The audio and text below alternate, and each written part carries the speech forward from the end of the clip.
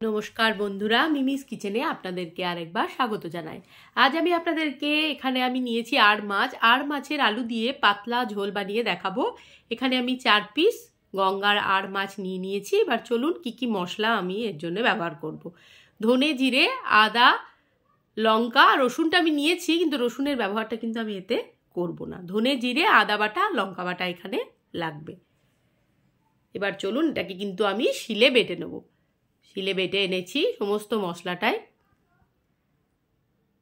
লঙ্কা এতটা দেব না, বেশি করে বেটে রেখে দিয়েছি, তো পরে অন্য রান্নাতে লেগে যাবে। এবার চলুন মাছটাকে একটু ম্যারিনেট করে নিই। হলুদ, নুন আর কাঁচা সর্ষের তেল দিয়ে আধা ঘন্টা মতন মাছটা আমি ম্যারিনেট করে রেখে দেব।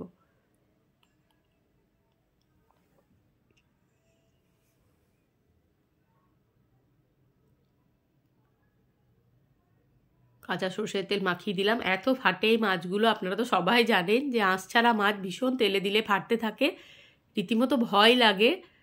তো তাই একটু প্রোটেকশনের জন্য কাঁচা তেলটা দিলাম ঠিকই, কিন্তু তাও দেখি ফাটে। ভালো করে মাখিয়ে আধা ঘন্টা মতন একটু ম্যারিনেট করে রেখে দেব।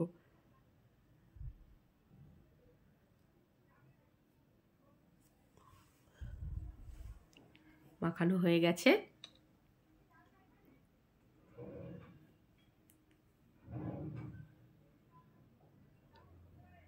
তেল দিয়ে দিয়েছি, কড়াই বসিয়ে তেলটা গরম হওয়া অবধি অপেক্ষা করব।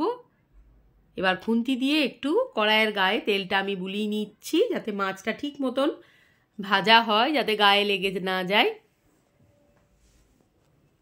এবার এক এক করে মাছগুলো আমি তেলের মধ্যে দিয়ে দেবো। আমি 2টো করে মাছ ভেজে নেব। একসাথে 4টে মাছ আমি দেব না, কারণ ভেঙে যাবে, তাই 2টো করে ভেজে নেব।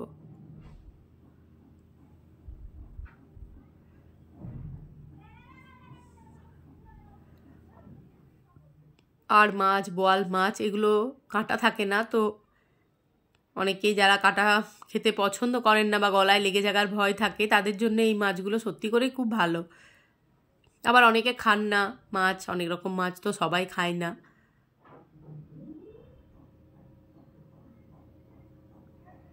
এইভাবে মাছগুলো আমি ভেজে ভেজে তুলে নেব।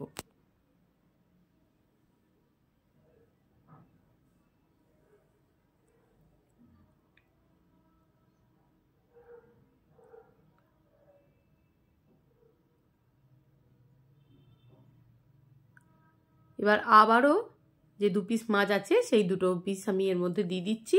এই মাছ দুটোকেও আমি ভেজে নেব।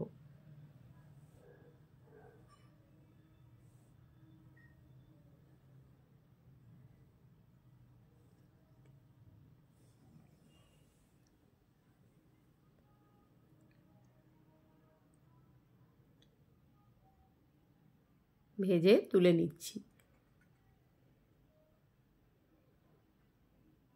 এরপর তেলের মধ্যে আলু কেটে রেখেছিলাম, লম্বা লম্বা করে আলুগুলো তেলের মধ্যে দিয়ে দিলাম।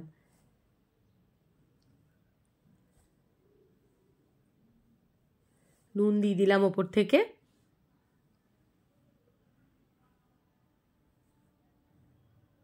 হলুদ দিয়ে দিলাম। এবার ভালো করে একটু ভেজে নিচ্ছি তেলের মধ্যে আলুগুলোকে।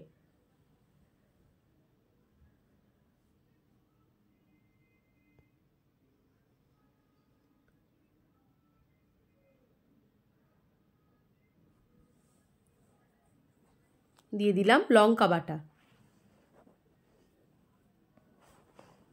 এবার ভালো করে নাড়াচাড়া করে নিচ্ছি।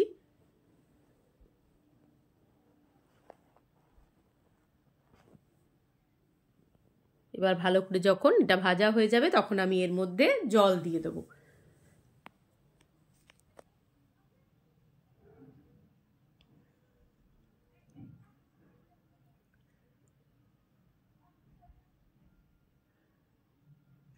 জল দিলাম। এবার নাড়াচাড়া করে ঢাকা বন্ধ করে দেব, কারণ আলুগুলো সেদ্ধ না হওয়া পর্যন্ত মাছগুলো দেব না।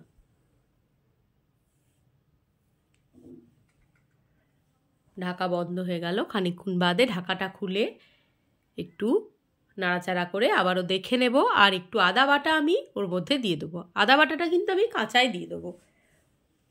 ভাববেন না যে কাঁচা গন্ধ উঠবে, কোনো কাঁচা গন্ধ হবে না, কারণ আলুটা এই আদাটা তো মাছের এই ঝোলের সাথে জাল হবে এখন, তো গন্ধ কোনো থাকবে না, কোনো চিন্তা নেই।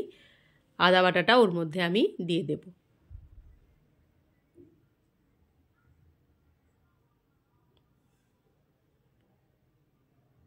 দিয়ে দিলাম। এবার খুন্তি দিয়ে নাড়াচাড়া করে দেব। খানিকক্ষণ বাদে ভেজে রাখা মাছগুলো আমি ওর মধ্যে দিয়ে দেব।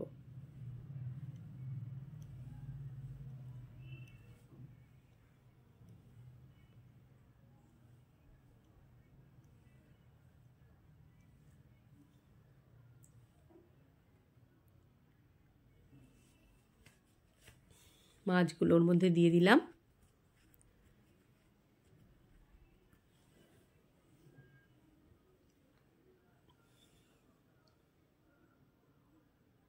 নাড়াচাড়া করে নিলাম।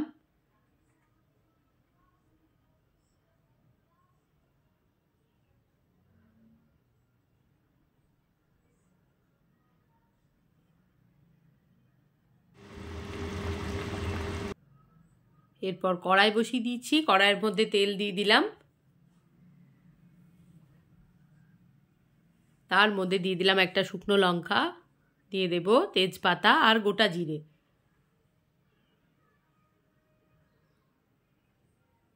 এরপর দিয়ে দেব একটু গুঁড়ো হিং।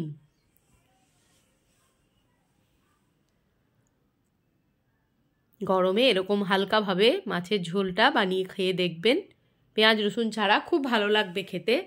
আর মশলাটা যদি শিলে বেটে নিতে পারেন তাহলে তো আরোই ভালো লাগে। অল্প মশলাতেই কাজ হয় আর খেতে সত্যিই ঝোলটা খুব স্বাদ হয়। ফোড়নটা গরম হয়ে গেলে আমি ঝোলটা ঢেলে দেব।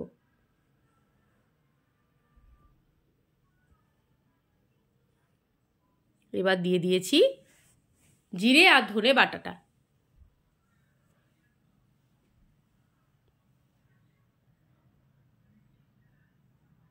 বাটা মশলা রান্না সত্যি খেতে দুর্দান্ত স্বাদের হয়।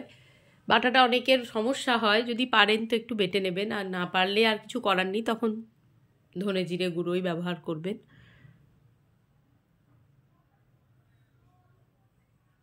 মশলাটা মোটামুটি ভাজা হয়েই গেছে, এবার আমি ঝোলটা এর মধ্যে দিয়ে দেব।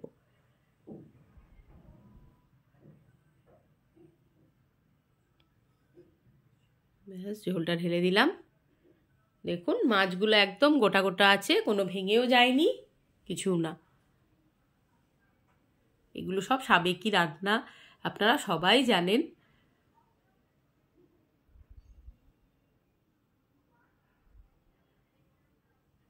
এবার আমি ফুটে উঠলে নুন মিষ্টি দিয়ে দেব। ঝোলটা মোটামুটি আমার রান্না হয়েই গেছে, শুধু ভাত দিয়ে খাওয়ার অপেক্ষা।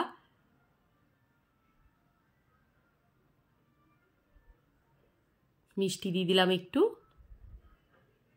ব্যাস, আলু দিয়ে পাতলা আর মাছের ঝোল আমার তৈরি হয়ে গেছে। ভিডিওটি যদি ভালো লাগে তাহলে অবশ্যই লাইক, কমেন্ট, শেয়ার, সাবস্ক্রাইব করে আমার পাশে আপনারা এভাবেই থাকবেন। আর আপনাদের সুন্দর সুন্দর কমেন্ট পেয়ে আমার খুব ভালো লাগে। সবাই ভালো থাকুন, সুস্থ থাকুন। আবারও দেখা হবে পরবর্তী ভিডিওর সাথে। ততক্ষণের জন্য সবাইকে টাটা।